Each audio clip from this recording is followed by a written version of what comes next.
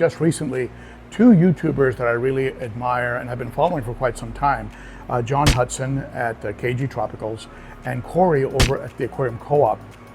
Both of them released a video with a very similar theme, and the theme was having to do with sort of chasing the algorithm. When we make very specific videos about the fish keeping hobby, the YouTube algorithm, you know, that mystical creature in the sky, doesn't know what to do with them. The supercomputer at Cyberdyne looks at it and says, no one's really interested in that, so push that to the side and feed them the newest Mr. Beast video. We know they'll watch that. This is the problem with creating content online. It becomes an obsession to feed the algorithm with what it wants. This is the kind of video that the most people want to see. These are the most searched keywords. This thumbnail will get them to click for sure. It's maddening. Every YouTuber understands this, and every YouTuber makes decisions based on what they believe the algorithm wants. Except for this guy. Not anymore.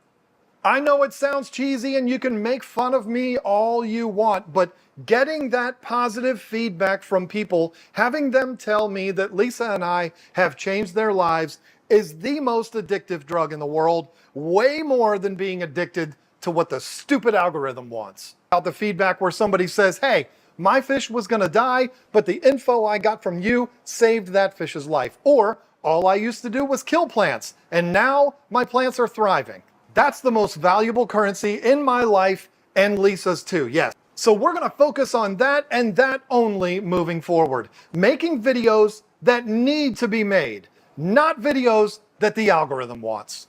Do we as YouTube creators continue to try and guess what's gonna get a lot of clicks and what's gonna get a lot of views, or do we put out content that we feel strongly about? If you're a YouTuber on YouTube, you got to keep doing stuff. People want to see you do stuff. They don't tune in to watch when there's nothing to watch, right? So some of it is like, well, if I tear these tanks down and replace them with 20s, that's 20 new aquarium setups. That's 20 more videos. And there's always that to growing, and that's its own YouTube treadmill, right? And I was on that treadmill. Let's be honest. And most people, you have to be on that treadmill.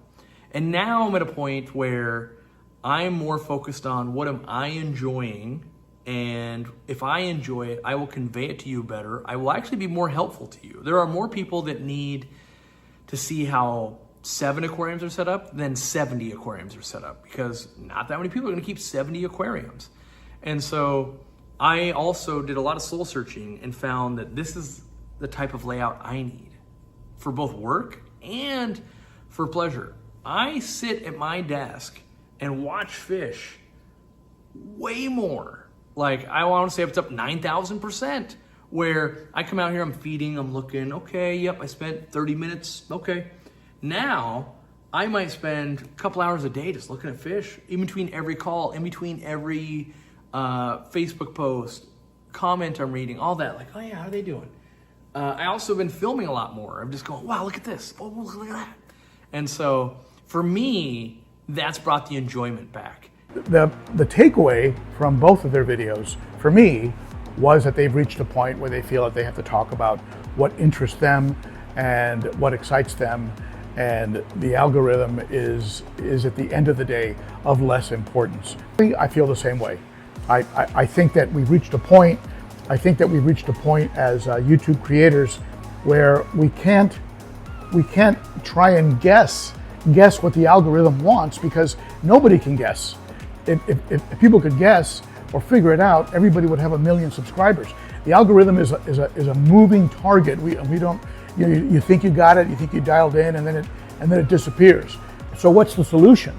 The only real sensible solution that both Cory and John alluded to, which makes sense and I totally agree with, is we have to produce content that we feel excited about, that we want to talk about.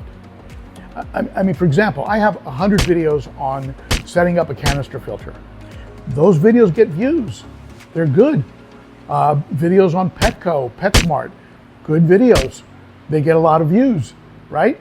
They trigger the algorithm and get shared by YouTube, right? but there's so many of them already.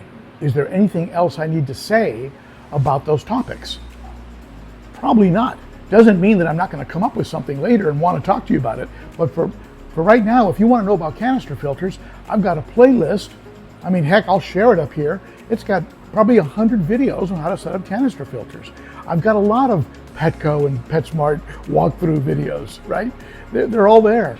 So do I keep going after clicks, which kind of makes me maybe a little clickbaity? Or do I just talk about what I feel passionate about? To say that I don't want clicks and I don't want views and that views are not important and subscribers are not important, that isn't genuine either. And any YouTuber who says that is not telling you the truth. They want the engagement. They love the engagement. They want people to respond to their content. Somewhere there's a crossroad where they come together, where as a YouTube content creator, we don't compromise our integrity, and we talk about topics that we enjoy, and we're successful at it. Now, I did a survey where I asked you, this is a real thick piece of glass. I don't know, maybe about almost 3/4 of an inch. Anyway, there's a survey where I asked you, what do you want to hear? And number one was fish profiles. So I released some fish profile videos, and they hardly ever break 1,000 views. My takeaway from that survey was that people who like fish profiles will participate in my surveys, but it's not a snapshot of the general YouTube fish keeping community. What kind of content do I put out? And I think at the end of the day, to stay interested in being a YouTube content creator, we're gonna have to shift over entirely to not completely ignoring the algorithm, but to a large degree, I mean, using best practices in how we set up our videos, but at the same time, speaking to what we feel passionate about. What do I want to talk to you about? I want to talk to you about those beautiful albino acaras and how they're blossoming. I want to talk to you about the setting up of a discus tank in my fish room, about the replacement of the top brace on the 55 gallons, which by the way, Aquarium refunded me 100% on both of those tanks. So they came through, they did a good job. You know, it's projects like that, swapping out the glass cages tanks for the 55 gallons I have now. So those kind of projects, that's the kind of stuff I want to talk with you about. To stay interested, to not burn out on YouTube, to continue to be a productive YouTube content creator, really stay true to what we want to talk about. And I think that's where John has arrived, and that's where Cory's arrived, and I concur 100% with both of them. So there you have it. What do you think? What do you think about what's going on YouTube and the content that's being produced? Comment below. Let me know. I read them. I don't always reply. I can't because of my schedule, but I do read them. I do scan through them. I do check my comments all the time, and I appreciate when you comment, when you watch and you comment. And if you like the channel, of course, give the video a thumbs up, subscribe, hit that bell, and we'll talk about this and a lot more on Saturday at the 11 a.m. Central Cichlids and Coffee live stream. That's every Saturday. I do take some vacations, but most Saturdays. Hope to see you there. And if you'd like to support the channel, consider becoming a Patreon monthly supporter. Starts for as little as $3 a month. Thank you, my friend. You are appreciated. I'll see you again soon. Bye-bye.